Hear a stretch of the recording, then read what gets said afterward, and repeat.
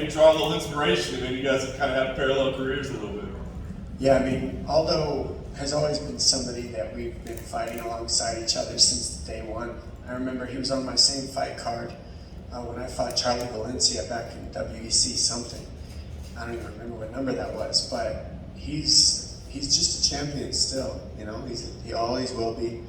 And I didn't watch the fight because I'll watch it, but right now it's time to just stay focused.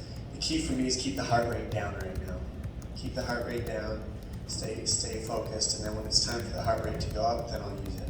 Very nice. Obviously, you fought all the best in the world. Pedro, where does he stack up? I mean, how do you look at him as an opponent? Pedro's obviously one of the best in the world to me. He's been in this game as long as me and Jose Aldo, excuse me. And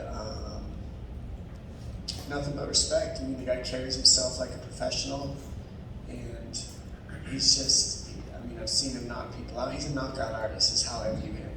A knockout artist, and he's a grappling finisher. So to me, he's a finisher. That's what he's always going for the finish, one way or another. Yeah. And last thing for me, I mean, you win here. Obviously, there's a lot of talk about how the title picture plays out. And sometimes your name gets mentioned, and sometimes it doesn't. So what do you think? I mean, is it win here? Do people need to be talking about you as a title contender again? You know, I think that anytime I'm competing, you should be talking about me as a title contender. I'm here to compete to be the best. I'm not here to, just play around. I'm here to keep going up. And that's why I'm looking to climb the ladder, not anything else. Just move up in a forward direction. That's it, right up the mountain to the top. Oh, perfect. I know after your fight against Cejudo, you had said kind of the warm-ups backstage, and then being shuttled to the arena kind of threw you off a bit, and then the next fight was in the empty Apex here. Now does this fight week start? Does it feel more normal to you now that the fans are in attendance and everything? I don't know. I mean, I haven't seen a fan yet.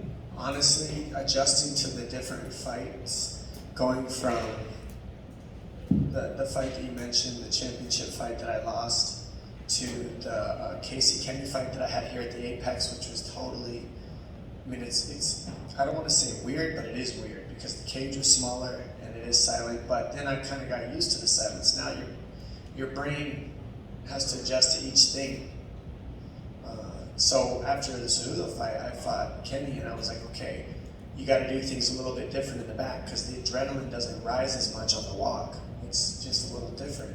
Now, again, like I said a second ago, it's about keeping the heart rate down until the walk because your heart rate shoots up on the walk with the fans and the screaming and the FUs and your grades and all of the mixture. It's pretty crazy.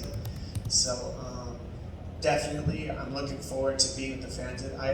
I asked to be on this card because I'm fans of both of the champions, Dustin Poirier and Oliveira, and the card is stacked, and so I just wanted to be a part of this. And speaking of the cards, I think fans are surprised that you're on the prelims and then like Cody and O'Malley are on the main card. Did it matter to you where you fell on the card, or does it bother you at all that those two are above you in the pecking order of this fight? You know, I've never compared myself to other people. It's important that you don't do so. That would be a judgment, realistically, on myself and everybody else. And if I start, you start comparing, you start messing with yourself. Realistically, I get paid the same regardless of where I'm on the card. And so I'm getting good money to do less promotion and less headaches, and I get done earlier. And so I think I'm winning. And realistically, I'm getting more views. I'm going to get the undercard promotion plus the main card promotion. I don't think a lot of people know that. It's important for me to explain that to the fans in the world that this is a very good slot that I'm in. It's, to me, this slot and the slot after are the best slots on the fight card. But egotistically, you want to say, I'm ahead of you. That's all ego. I mean, it really does not matter to me. I swear it doesn't. And it's important that my fans know that, and that the world knows that where you're at on the fight card doesn't change your pay, so we're getting taken care of. Thank you. I want to congratulate you on the National Wrestling Hall of Fame, right? You just got inducted into that. What was that experience like? Thank you for that, first of all. It was really cool. I wouldn't say that, people go, well, geez, man, he wasn't like an Olympian or the best wrestler in the world, so what would he get that for? Well, it was for, they called it the Outstanding American category, and that was for using wrestling as a create success for not just myself and for my people, but also for wrestling. I'm a huge advocate for wrestling and what it brings to the table, that, you know, more than any other sport, you have to sacrifice food, water, and your body, and that's a different thing. That makes it officially not a game. When you play basketball, when you play football, you're hydrated the whole time, you're fed the whole time, and you're playing a game. When you're wrestling and you're in high school and you're not having Christmas or Thanksgiving, and you're sacrificing the word, because that's you're choosing to be in that space and give those things up. That takes a different mentality and a different, clear intention. And when you learn that in junior high, high school, you're not just playing a sport, you're learning life. That's what life is. Life is not having everything. Everything's not going to be comfortable. You don't always get to get your bills paid for you like things are happening these days. Like in the early days in America, you know, you work your way from the bottom to the top.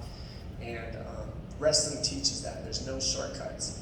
And so I'm an advocate for that and for the community of Arizona. You know, I've given a lot to the community out there, and they chose me for those reasons, not just my wrestling ability. Where would you say that induction ranks among all the great achievements you've accomplished?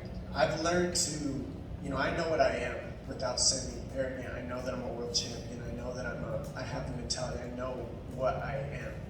So when I show up to something like that, what's beautiful about it is I get to give.